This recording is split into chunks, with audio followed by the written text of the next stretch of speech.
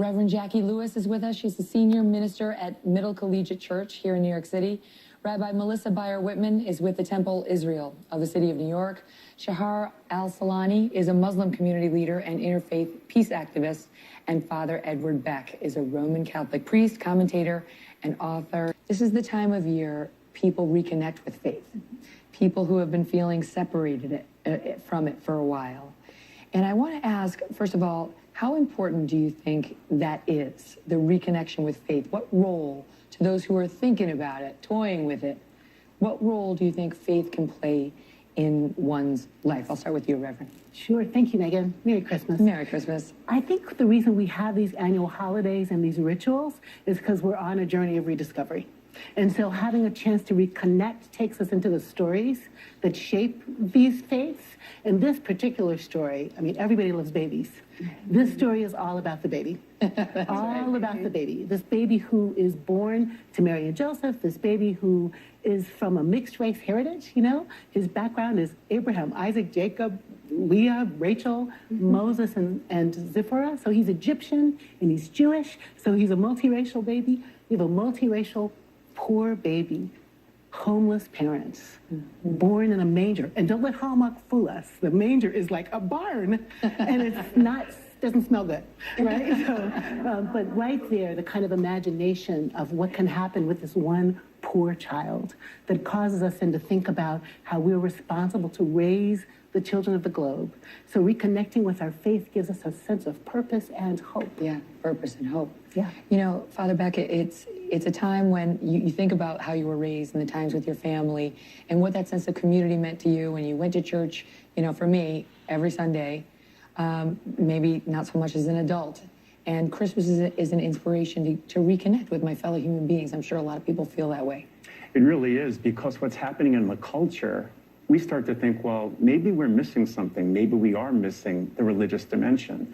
Nothing angers me more than hearing someone goes to Mass on Christmas and they get yelled at because they're not there the rest of the year. Right. Guilt. Right? I mean, I thought that was part of it. Catholicism is guilt. It's not. You can relate, Rabbi. That's true. I try not to do that. Try not to. I mean, the point is, it's an opportunity. People are here. They're hungering for something, even if they were dragged by their grandmother, whatever reason. So you use it as an opportunity to say, well, what are you missing the rest of the year? What is it that's special about what happens here? I think you use it as a moment to try to fill that void. It's obvious that the cultural messages of power, prestige, possessions, that's not doing it for people. And so what is faith offering that maybe in your life it can touch? It's interesting that we take the darkest part of the year and we bring light into this moment. So we light up the Hanukkah and we proclaim that there was a miracle. The true miracle is keeping engaged. That fight was about fighting for religious freedom, fighting for the ability to practice your own faith, perhaps in a world where there are many different faiths.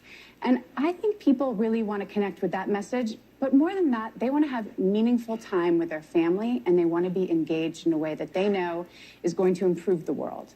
So we look for ways to say, there are so many distractions. There are so many distractions. They're in our hands all the time. And so how do we remove the distraction and find ways to meaningfully engage? For us, it's all about social action, giving back, creating a better world, healing with our hands and our hearts and our minds. You know, I know, Sahar, that so many people look at our country these days and they feel like we're divided, different religions, you know, whether you're a Muslim, whether you're a Catholic, a Christian, a Jewish person, that they feel divided. But I know you say that there's one thing that unites us all, and that's, for most of us, belief in the big guy, right? Yes, and it's so interesting, especially about the Christmas story. It is a very, very interfaith story. And as a Muslim, the only female that is mentioned by name in the Quran is Mary. And we do have a chapter dedicated to Mary. And the story of the virgin birth is so precious to the Muslims. And we do believe in the coming of Jesus at the end of time. So the story resonates so much with Islamic society, the fact that he was born a person of color to a mother that was not wed, to an oppressed society in an oppressed time. And he was a carpenter. He was a regular prophet, a regular person, though, that was relatable, that stood up to an oppressor, that didn't have a lot of money and surrounded himself by by different people and stood up to a ruler.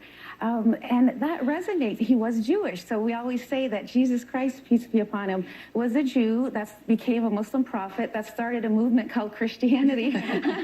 You know, and even this holiday, I mean, the Christmas tree is a pagan, symbol. So this precious time really brings a lot of faiths back to why this particular prophet was sent and what his message was. He was really the least person people would expect to follow, but his message resonates. And you know when the universality of this faith was brought home to me? It was this month with Pope Francis. He went to Myanmar and Bangladesh, and there are small Christian communities there, like 1% and 0.2%. And yet all of the attention was on the Muslim refugees, the Rohingya, and that's who he extended himself to. It's like, it's a message for everyone.